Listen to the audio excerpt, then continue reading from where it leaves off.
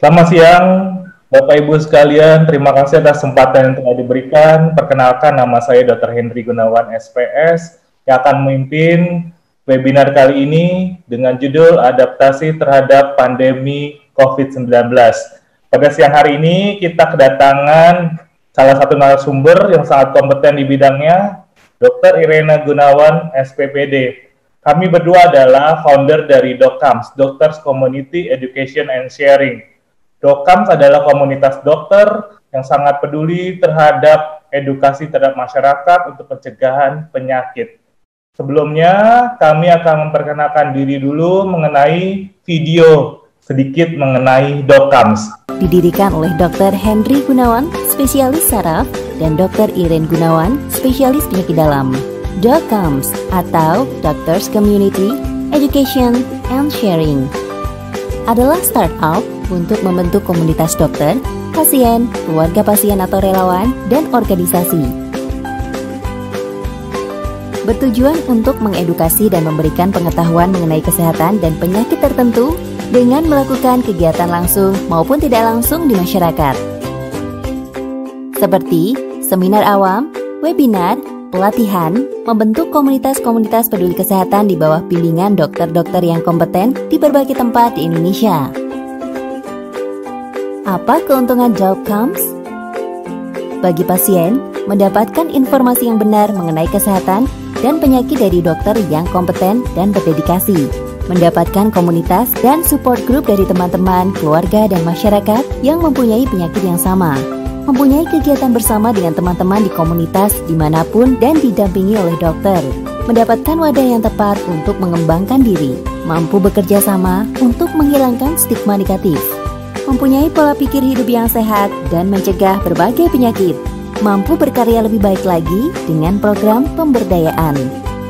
Bagi keluarga, relawan, atau masyarakat, mempunyai informasi mengenai pola hidup sehat dan penyakit tertentu, membantu pasien-pasien dengan menjadi support group, membagikan pengalaman dan informasi kesehatan dan penyakit yang benar ke orang lain.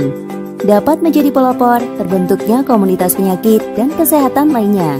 Menjadi inisiator kegiatan langsung bersama pasien, masyarakat, dan organisasi yang didampingi oleh dokter. Saling mendukung di antara sesama keluarga pasien. Bagi organisasi, mempunyai saluran untuk mendapatkan komunitas pasien tertentu dan komunitas pola hidup sehat. Lebih mudah mengadakan kegiatan bersama dengan komunitas.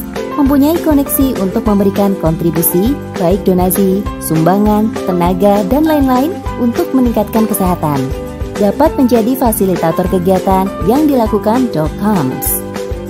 Bagi dokter, mengedukasi pasien, keluarga, masyarakat, dan komunitas tentang kesehatan dan penyakit tertentu. Pertukaran informasi antar dokter mengenai penyakit tertentu. Jaringan antar dokter, pasien, keluarga, relawan, dan organisasi yang peduli terhadap kesehatan. Menjadi dokter yang lebih baik karena melakukan pelayanan lebih komprehensif. Membuat acara dan kegiatan yang melibatkan semua elemen yang peduli terhadap kesehatan.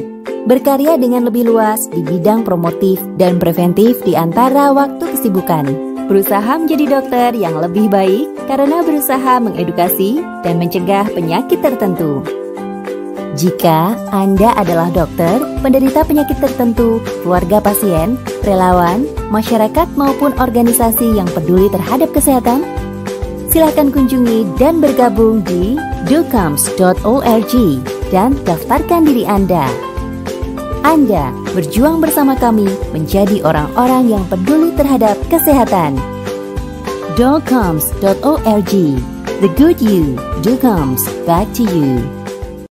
Diumumkan pada tanggal 31 Desember 2019, pemerintah Cina mengumumkan kasus-kasus mengenai pneumonia, yaitu penyakit yang mengenai paru-paru pada penduduk di Wuhan. Sejak itu, pada tanggal 2 Maret 2020, pemerintah Indonesia juga mengumumkan 2 warga negaranya terkena COVID-19. Pada tanggal 11 Maret, WHO telah mengumumkan adanya pandemi COVID-19 di seluruh dunia. Oleh karena itu, kami DOCAMS ingin memberikan suatu wawasan mengenai adaptasi pada masa-masa pandemi COVID-19 ini yang akan dibawakan oleh Dr. Irena Gunawan, spesialis penyakit dalam, dokter yang sudah berkecimpung di dunia internis di Cirebon. Mudah-mudahan kali ini kita bisa mengedukasi masyarakat mengenai apa saja yang harus kita siapkan pada saat pandemi ini. Waktu dan tempat kami persilakan kepada Dr. Irena Gunawan, SPPD. Ya, terima kasih kepada Dr. Henry atas kesempatannya.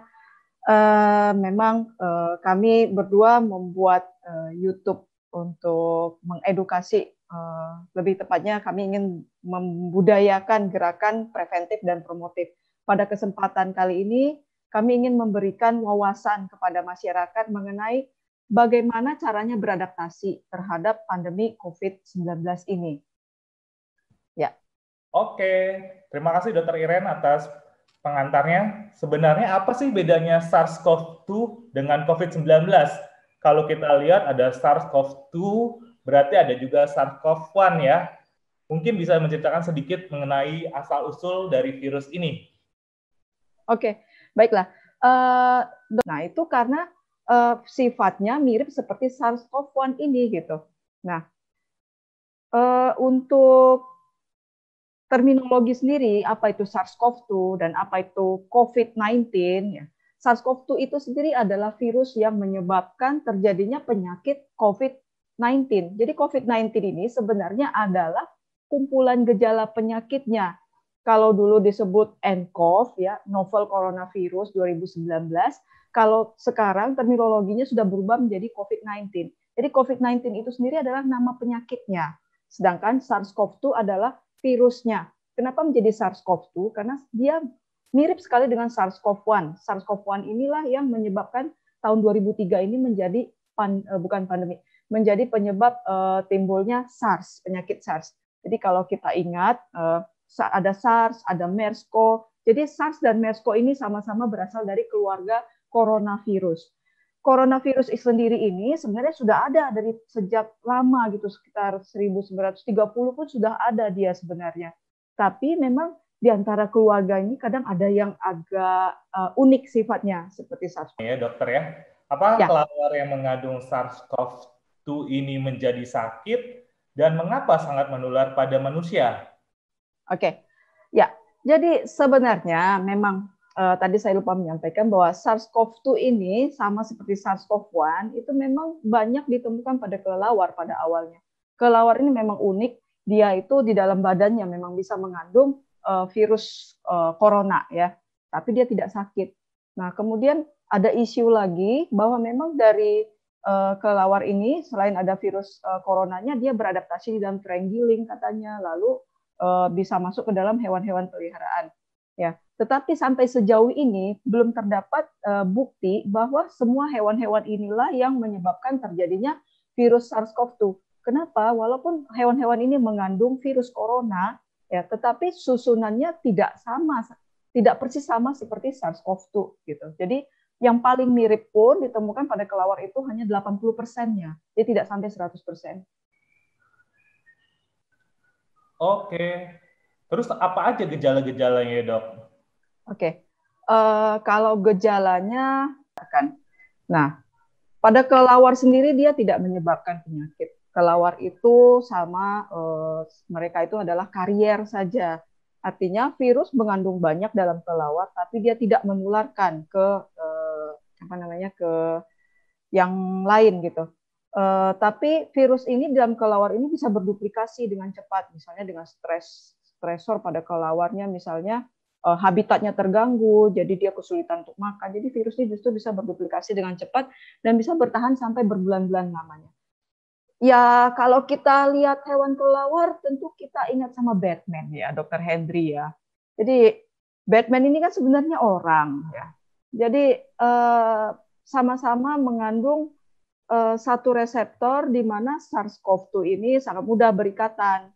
Nah, kalau pada manusia, SARS-CoV-2 ini, bukan SARS-CoV, reseptor S2. Reseptor S2 ini sangat banyak terdapat di paru-paru, saluran cerna, ginjal, jantung, dan endotel.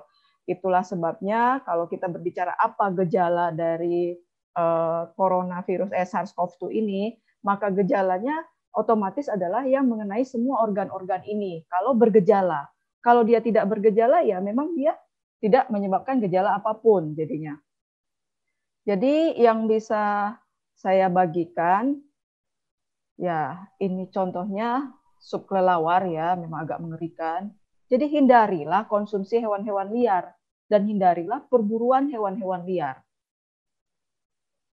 Nah, kalau untuk gejalanya sendiri, nah itu ada macam-macam, beragam-ragam. Karena ACE2 pada manusia ini di mana-mana ada sebenarnya. Nah, orang yang tidak bergejala itu sebenarnya banyak sekali, mayoritas sebenarnya tidak bergejala ya. Dan justru ini sangat poten menular. Dia tidak menyangka dia sakit, jadi dia tidak mengisolasi diri ya. Jadi karena dia tidak mengisolasi diri, akibatnya dia menjadi poten, dia menularkan kepada orang lain. Nah, gejala yang paling banyak adalah demam. Tapi pada lansia sendiri, demam ini itu tidak signifikan. Jadi paling di atas 37 derajat dia sudah bisa dikatakan demam. Kemudian ada gejala batuk pilek, nyeri menelan, atau bila sudah terkena ke organ paru-paru, dia menimbulkan gejala sesak nafas. Jadi kalau kita ronsen, ini sudah menimbulkan gambaran pneumonia. Ada lagi yang kehilangan penciuman, tapi di sini bukan mampet maksudnya. Kehilangan penciuman itu ya kita bisa memberikan bau kopi, wangi kopi, dia tidak bisa mencium wangi kopi. Jadi dia anosmia kalau bahasa kedokterannya. Ini akibat dari replikasi virus yang banyak di organ hidung sebelah dalam ya. Ada lagi yang datang dengan rasa lelah yang luar biasa berat. Kemudian karena ACE2 ini reseptornya banyak di organ cerna, otomatis muncul gejala-gejala organ cerna. Jadi bisa saja pasiennya datang dengan mengalami diare, mual atau muntah. Dan ada gejala-gejala lain seperti serangan jantung, konjungtivitis atau radang pada mata, ensefalitis, stroke dan sebagainya. Ya. Jadi kalau kita berbicara gejala, tentu ini gejalanya ya memang sangat beragam. Baik, Dr. Hendri. Wah, berarti gejalanya banyak sekali ya, Dr. Iren ya.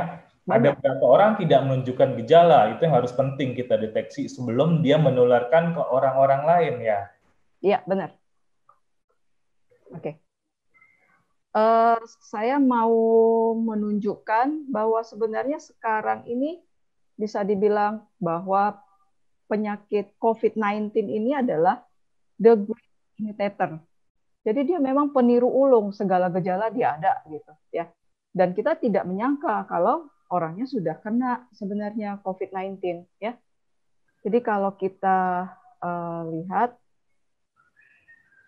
bahwa gejalanya memang tidak ada yang khas, kita bisa ingat film X-Men ya. Generasi milenial pasti tahu ini film X-Men ini tokoh mistik. Nah, tokoh mistik ini tuh bisa menyamar jadi apa aja gitu ya. Begitu juga dengan SARS-CoV-2 yang sudah menginfeksi menjadi COVID-19. COVID-19 ini bisa membuat gejala apapun. Jadi tidak ada yang khas ya. Jadi kalau ingat COVID-19, ingat aja dengan Mystic X-Men. Oke? Ya, Oke, terima kasih Dr. Iren. Artinya COVID-19 ini memang bisa menyerupai gejala apapun atau tidak bergejala sama sekali. Bisa. Oleh karena itu kita bisa lihat ya, Dr. Iren, di masyarakat mungkin sudah sebagian yang mengenal apa itu OTG, ODP, PDP. Apakah bisa dijelaskan Dr. Iren secara gamblang sehingga masyarakat bisa lebih mengenal? Ya, jadi kalau misalnya OTG, ODP, PDP, itu sebenarnya kita sudah sering kalau kita buka berita, apalagi yang masyarakat yang rajin mengupdate berapa skor hari ini yang sudah terkena COVID ya, yang udah positif COVID pasti paham atau paling tidak pernah melihat apa itu ODP, PDP ya. Jadi istilah-istilah ini sebenarnya pertama dia untuk mengklasifikasikan sebenarnya yang manakah yang harus kita rawat, yang manakah yang bisa dirawat di rumah ya, yang manakah yang beresiko seperti itu. Dan kemudian untuk kepentingan epidemiologi, artinya untuk melihat misalnya case fatality rate-nya misalnya seperti itu ya. Jadi kalau istilah-istilah itu misalnya seperti OTG itu orang tanpa gejala. Jadi di sini kalau diperiksa COVID-19-nya positif, tapi dia tidak bergejala. Dan ini kita harus hati-hati karena ini yang menular, yang kita tidak tahu ya misalnya. Kemudian ada lagi yang disebut dengan ODP, orang dalam pemantauan. Di sini riwayat kontak dengan COVID-19-nya ada ya, dan dia juga tinggal di daerah dengan transmisi lokal. Di daerah transmisi lokal misalnya dari Jakarta misalnya, atau dari Tangerang atau dari Depok, atau nanti bisa dilihat dari website Kemenkes apa saja daerah-daerah yang sudah termasuk dalam transmisi lokal ya. Dia melakukan dia tinggal di daerah itu ya, kemudian muncul gejala demam lebih dari 38 derajat, ada batuk, pilek atau nyeri menelan ya. Jadi salah satu demam diserta demam atau batuk atau pilek atau nyeri menelan ya. Sementara kalau PDP sendiri adalah pasien dalam pengawasan. Ya, di sini riwayat kontak dengan COVID-19-nya ada atau tinggal di daerah yang transmisi lokal di mana dia mengalami gejala demam disertai apakah batuk, pilek, nyeri menelan atau dengan sesak nafas berat. Sedangkan ODR adalah orang sehat dengan resiko ya. Jadi misalnya dia pelaku perjalanan atau dari daerah atau negara yang sudah mengalami transmisi lokal ya. Jadi di sini kepentingannya ya, tadi saya sudah jelaskan apa saja kepentingannya. Nah, kita bisa melihat lagi. Oke. Ya, Berarti sebentar dalam Dr. Hendri. aplikasi ini harus Sebentar ada ya. tesnya ya, Dok ya? Oke. Untuk Jadi memastikan ya infeksi benar. juga. Bagaimana kita mengetahui tes itu, Dok? Apakah hanya cukup dengan tes rapid saja seorang dapat dipastikan terinfeksi atau tidak? Atau ada tes yang lain yang merupakan golden standard buat masyarakat? Oke, ya. Jadi kalau untuk tes itu, ya sekarang yang paling banyak itu adalah rapid test. Kita sangat gampang mengakses untuk rapid test ya. Memang untuk melihat ODP, PDP dan sebagainya tentu sebaiknya memang COVID-nya harus positif ya. Jadi kita harus memeriksakan. Jadi untuk memeriksakannya itu sebenarnya gold standarnya dengan RT-PCR ya. Tapi yang saat ini banyak beredar di masyarakat dan sangat mudah diakses adalah rapid. Nah, di sini yang harus diluruskan adalah pemahaman mengenai rapid sendiri. Rapid negatif itu belum tentu artinya orangnya tidak terinfeksi loh ya. Di sini kita bisa melihat bahwa sebenarnya di sini ada window period namanya, periode jendela. Di sini tuh tidak terdeteksi sama sekali antibodi karena rapid yang ada di kita itu adalah untuk mendeteksi antibodi ya. Jadi dalam 0 sampai 7 hari setelah dia terpapar dan belum memunculkan gejala penyakit ya. Di sini disebut dengan periode jendela. Antibodinya belum terdeteksi, IgM-nya belum terdeteksi ya. Nah, bukan berarti 0 sampai 7 hari ini tidak terdeteksi dia tidak mengandung SARS-CoV-2. Disinilah pemahamannya sebenarnya ya.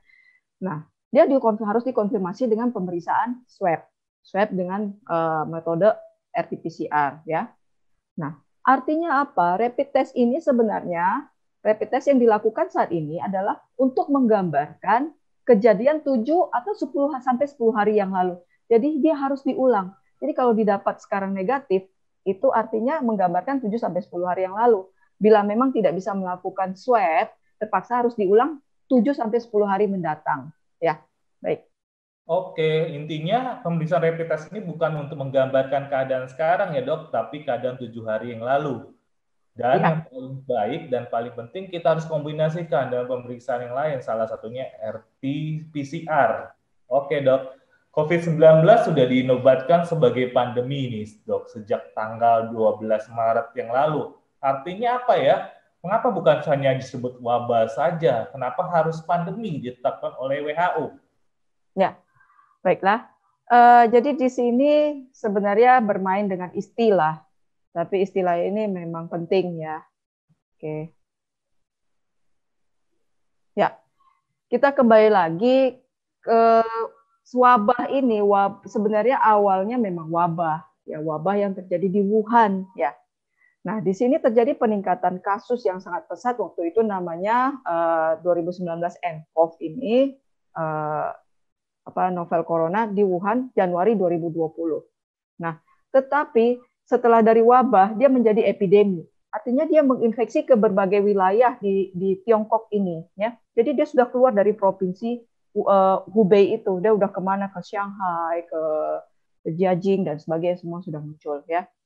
Nah, pada tanggal 12 Maret 2020 oleh WHO ini sudah ditetapkan menjadi pandemi. Karena dia sudah menyebar, wabah ini tuh sudah menyebar, sudah terjadi penyebaran epidemi ke berbagai negara. dan sudah terjadi transmisi lokal. Jadi dia sudah menjadi wabah di negara-negara lain, wabah masal yang sudah mengenai hampir seluruh negara di dunia. Makanya dia sebut menjadi pandemi. Oke. Terus jadi jadi memang makanya sebenarnya lebih cocoknya bukan dinobatkan ya, tapi COVID-19 ini mengkudeta sebenarnya, mengkudeta semua aspek kehidupan. Jadi dia menobatkan diri menjadi raja sebenarnya. Ya, ini kalau mau mencari ini buku edukasi sebenarnya buat anak-anak ya, nanti bisa dicari sendiri, King COVID and the Kids Who Care. Ya, baik Dr. Henry. Ya. Akibatnya apa nih dok buat masyarakat kita? Sekarang kan masyarakat jadi cemas dan jadi tidak percaya diri untuk keluar rumah dan ada physical distancing dan lain-lain. Apa akibatnya bagi masyarakat kita? Ya, baik. Ya sebenarnya akibatnya ya menimbulkan berbagai kepanikan massal ya sebenarnya ya. Semuanya sudah terjadi banyak sekali perubahan-perubahan di mana-mana. Dan ini merupakan era disruptif ya dok ya? Berarti iya, ini era disruptif. Kehidupan kita ya sebenarnya ya. Tidak pernah bayangkan sebelumnya terjadi saat ini. Oke, iya. Memang kita tidak pernah membayangkan kehidupan di masyarakat jelas mengalami banyak sekali perubahannya. Jadi misalnya ada fasilitas-fasilitas pelayanan kesehatan menjadi mengurangi jumlah pasien misalnya ya, supaya memang tidak meningkatkan penyebaran di antara pasien itu sendiri. Berbagai aktivitas bisnis kita bisa melihat juga bahwa memang sudah banyak yang tutup ya jadinya. Kemudian dari acara-acara keagamaan kita melihat bahwa memang sekarang lebih banyak untuk live streaming sebenarnya acara-acara keagamaan itu. Kemudian IHSG dan harga saham-saham di mana-mana juga semuanya anjlok ya. Kemudian angka PHK juga sangat banyak ya terjadi ya. Jadi di sini kehidupan akibat COVID ini itu sudah membuat kehidupan itu kembali ke titik nol. Jadi risetnya kembali ke titik nol gitu. Nah, jadi apa yang kita bisa lakukan dok? Apakah kita hanya diam saja, merenungi nasib, atau kita harusnya sudah bisa berubah atau beradaptasi? Seperti kita ketahui dalam Charles Darwin pernah mengatakan, yang bertahan bukan yang paling pintar atau yang paling cepat, tapi adalah yang bisa bertahan. Bagaimana dok? Dapat dok? Ini balik lagi sebenarnya bagaimana kita mempersepsikan ya. Jadi kalau kita terperangkap dengan persepsi saat ini ya kita akan tetap di sini ya. Jadi riset ke titik nol ini bukan berarti kita seperti komedi putar atau roda yang berputar kita harus berada di titik terbawah, bukan. Tapi kita harus membuat satu titik di mana kita bisa melakukan inovasi ya. Di mana kita bisa melakukan memulai untuk melakukan inovasi. Ya, ini menarik sekali ya dok ya. Apalagi sekarang banyak nih ada di masyarakat sudah mendengar mengenai herd immunity dan new normal nih.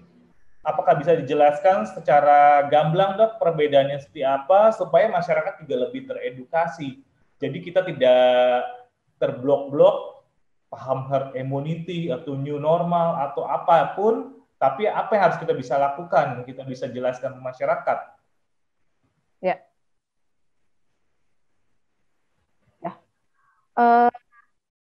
Jadi memang kita harus segera memperbaiki persepsi kita supaya kita tidak terperangkap dan segera bisa membuat satu inovasi yang baru untuk melanjutkan kehidupan ini sebenarnya ya. Herd immunity ataupun new normal itu sebenarnya sesuatu hal yang berbeda. Kalau herd immunity ini adalah pembentukan kekebalan COVID-19. Pembentukan kekebalan itu bisa secara buatan atau vaksin dan secara alami atau tanpa vaksin. Kelemahan dari tanpa vaksin ini yang alami adalah tentu korban jiwanya akan sangat besar ya. Mereka yang rentan, misalnya populasi lansia atau dengan berbagai penyakit penyerta, ini tentu akan mudah mengalami kejatuhan ya, mortalitas dan sebagainya akibat dari COVID-19 ini. Tentu yang kita harapkan tentu herd immunity yang berasal dari vaksin.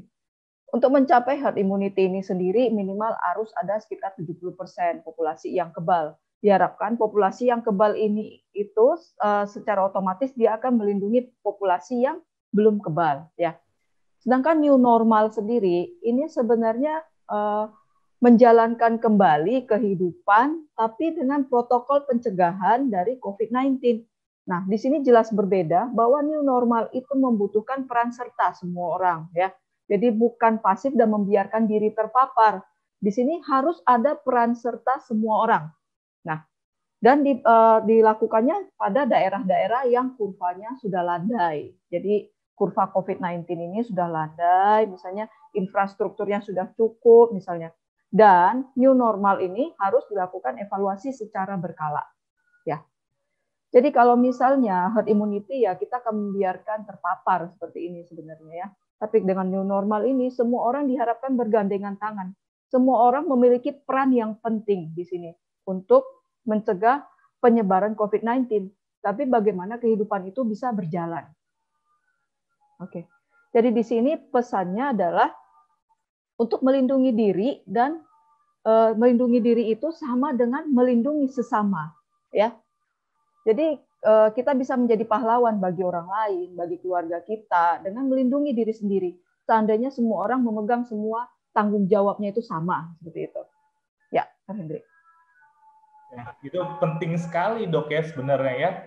Kalau kita lihat begitu banyak ya sebenarnya ya protokol-protokol yang harus kita lakukan. Berarti kalau yang kita sebut dengan new normal itu adalah suatu lifestyle baru ya dok ya. Bagaimana dok? Menurut dokter, protokol-protokol apa aja yang harus kita bisa lakukan untuk mencegah penyebaran lebih lanjut pada masyarakat secara umum? Ya, kalau untuk protokol, ini sudah sangat banyak sebenarnya diberikan oleh Kementerian Kesehatan dari gugus percepatan penanganan COVID. Sebenarnya sudah sangat banyak ya. Sebenarnya teman-teman semua bisa mendownloadnya sendiri. Tapi dengan adanya saat ini, maka kami akan berusaha untuk memberikannya secara lebih singkat ya. Artinya apa? Ada protokol pencegahan, artinya ini bisa dicegah. Dan inilah langkah kita sebenarnya untuk melakukan adaptasi yang baru ya. Pertama, kita harus mengenal dulu apa sih musuh kita ini apa? Ini tuh masuk sebagai invisible enemy, musuh yang tidak terlihat. Ya. Kalau orang perang dulu jelas musuhnya ada, gitu. Orang bisa sembunyi, bisa mengejar siapa targetnya. Kalau ini nggak bisa, ya. Kalau kita tidak kenal, nah disinilah bahayanya, ya. Oke. Nah, cara penularannya sendiri itu ada secara langsung dan tidak langsung. Misalnya secara langsung itu lewat bersin, lewat batuk. Nah di sini ada droplet yang bisa menjangkau itu. Ya kalau orangnya kuat ya katanya sih bisa mencapai 4 meter, tapi sih yang saya baca sih bukan 4 meter ya, 2 meter aja sih sebenarnya ya.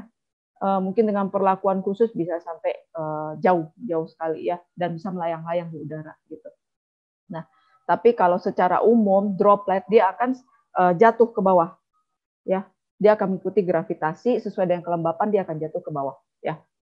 Nah, itu penularan secara langsung dari droplet orang yang terinfeksi.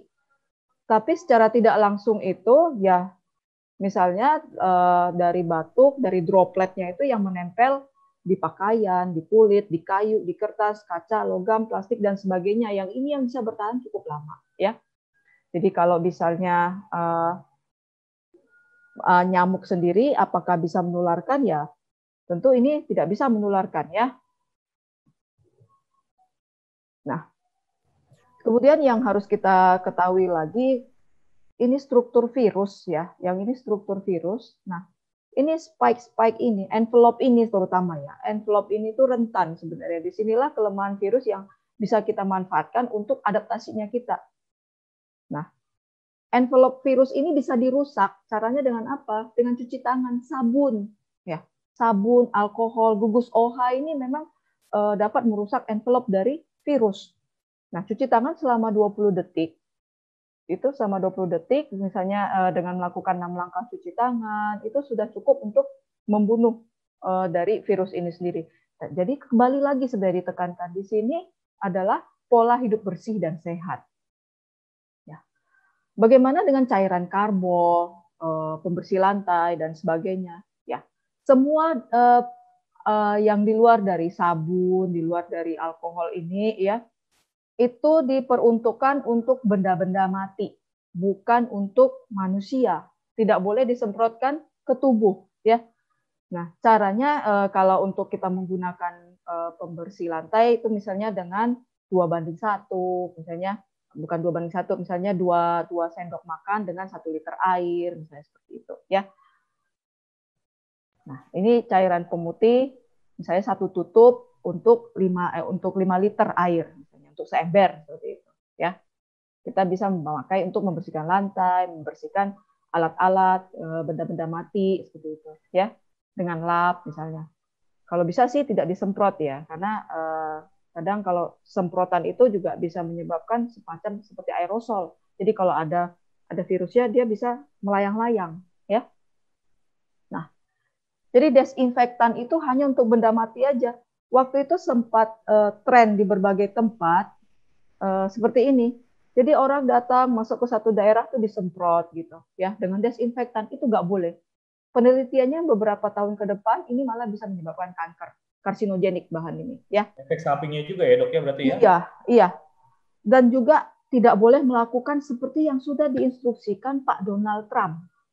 Semua mungkin pasti ingat ya, Pak Donald Trump memberikan himbauan waktu itu ke masyarakat di Amerika sana untuk minum sedikit cairan pemutih kalau saya nggak salah. Itu nggak boleh ya. Ya, oke. Ya, kembali ke Dr. Hendri. Ya, penting sekali Dok ya sebenarnya ya untuk pencegahannya, apa saja yang kita harus lakukan, dan apa saja ya Dok ya kita harus tahu.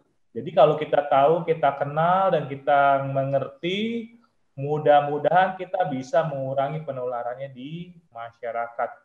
Karena kita tahu sendiri sekarang masyarakat sedang panik-paniknya nih Dok. Apalagi tiap hari melihat koran atau detikcom, jumlahnya semakin meningkat, kemudian apa saja yang harus kita lakukan, protokol-protokol apa aja nih Dok yang harusnya kita lakukan Oke. masyarakat keluar rumah atau menghadapi